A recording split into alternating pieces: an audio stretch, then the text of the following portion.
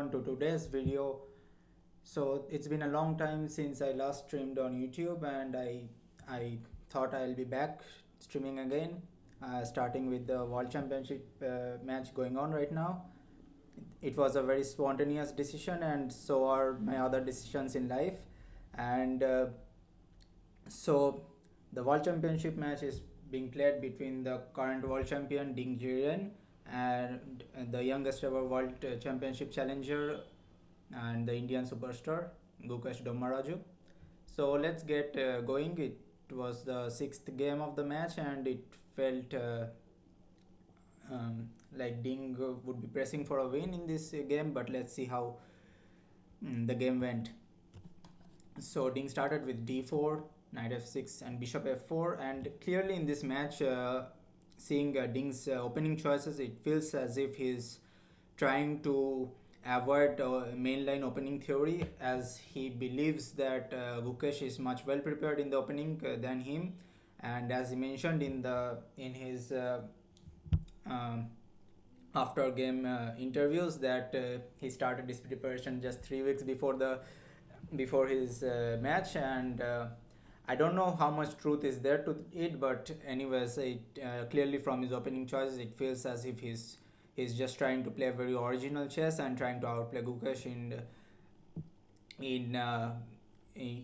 based on his uh, chess understanding, let's say, because it I think.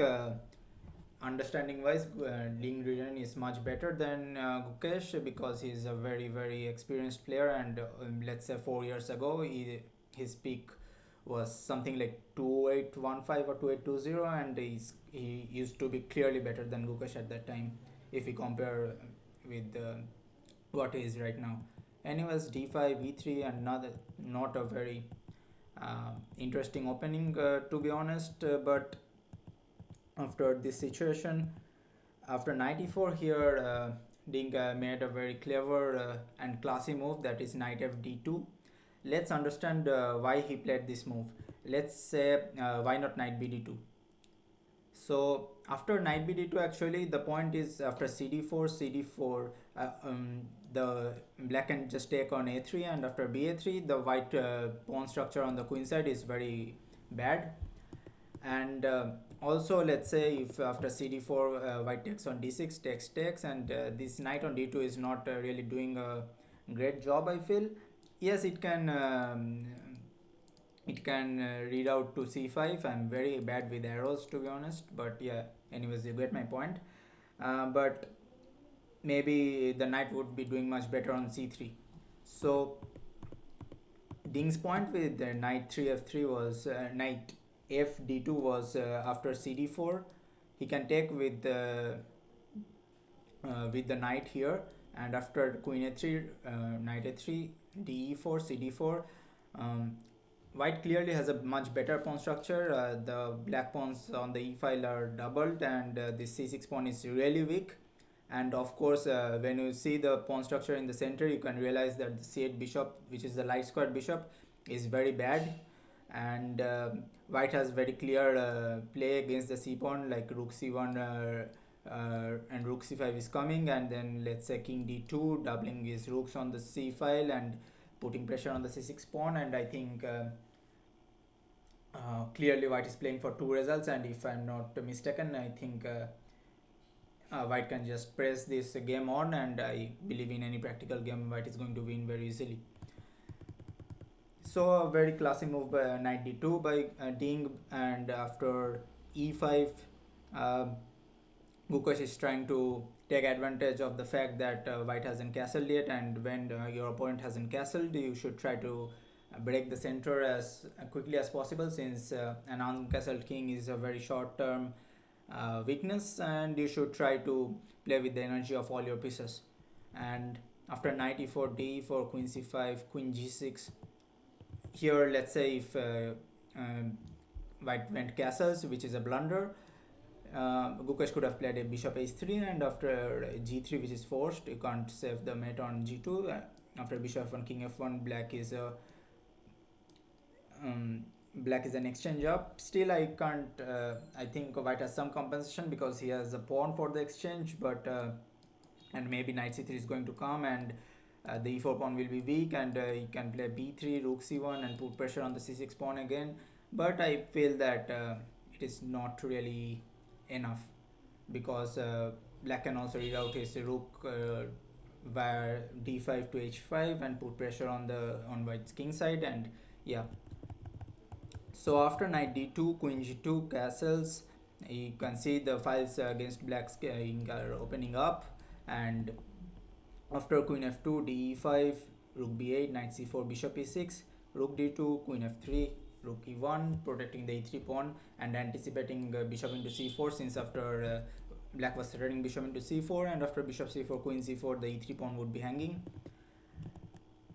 And after queen f3, rook e1, let's say, I'm not so sure why Gukesh took on c4 directly, because I felt that maybe keeping the bishop was a bit of a better decision, because it is putting some pressure on white's queen side, and the a2 pawn is hanging, so the knight can't move, even though the engine I saw was suggesting some line like h6, knight d6, bishop a2, and it's trying to claim that white has nothing to fear here. Yes, the light squares in front of his king are very weak, but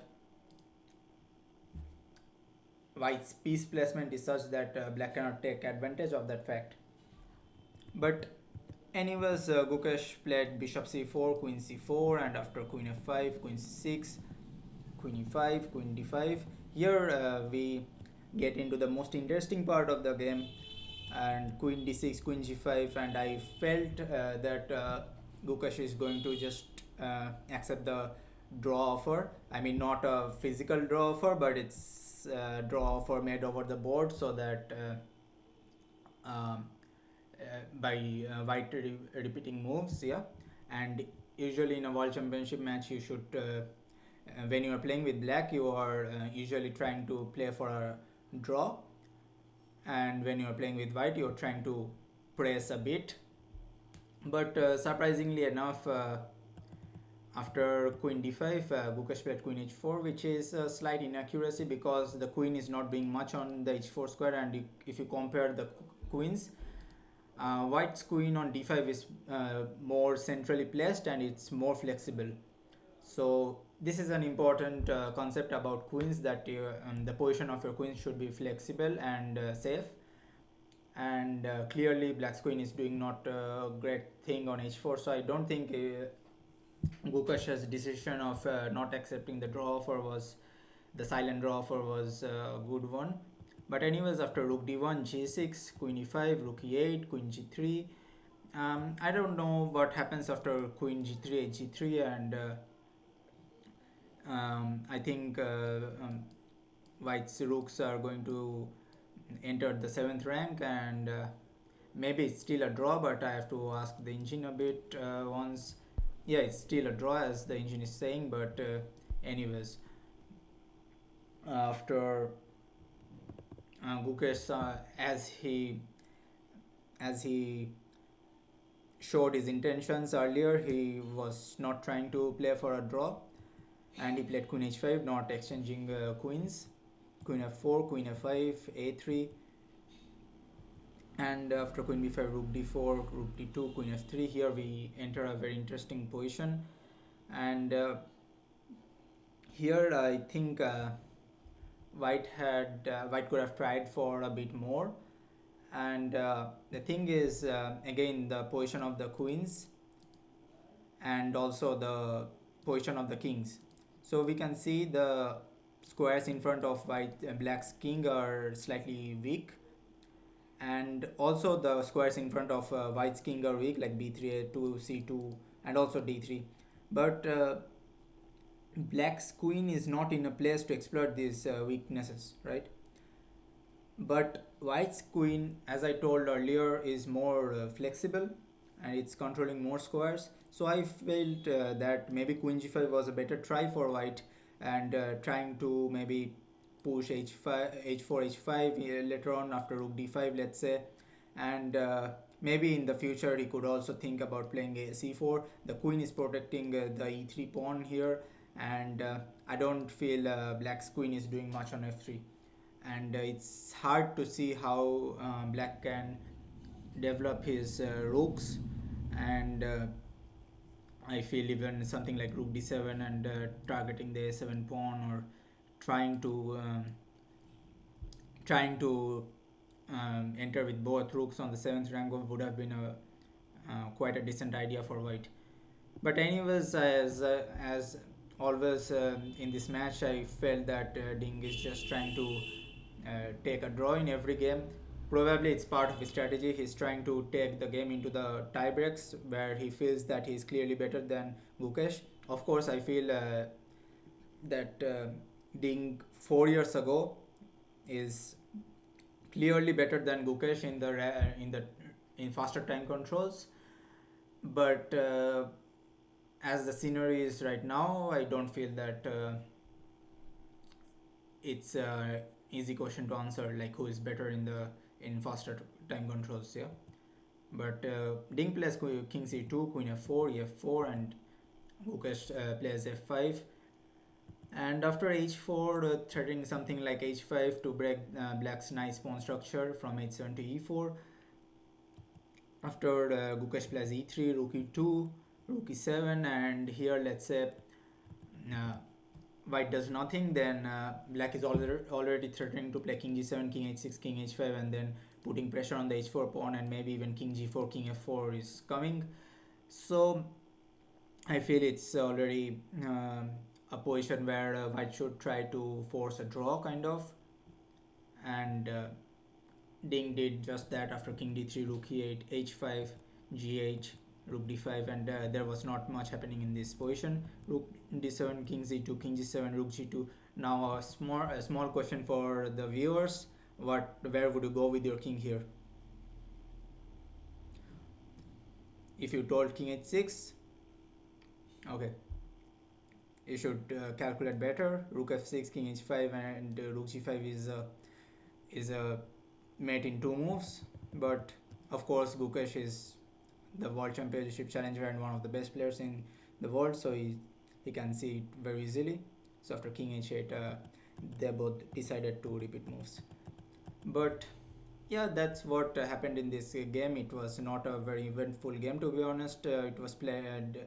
The London defense was played here, and of course, I had to face the London defense personally as black, and it's a very uh, I hope to see how Ding is going to like play in the next games. I feel that with the black pieces, actually Ding is getting a very mm, promising positions in this event, and he's playing very decent chess, but he's getting good positions. He's outplaying Gukesh kind of in the middle game, and but when he's getting some small advantages in the end game, he's not really utilizing it to the best of his abilities. He's just uh, he's just going for the draw. As we saw yesterday, he could have pressed on in the opposite color bishop endgame, but he didn't do so, unfortunately. And yeah, I hope you liked today's game recap, and if you enjoyed the recap, you can hit the like button and subscribe to the channel.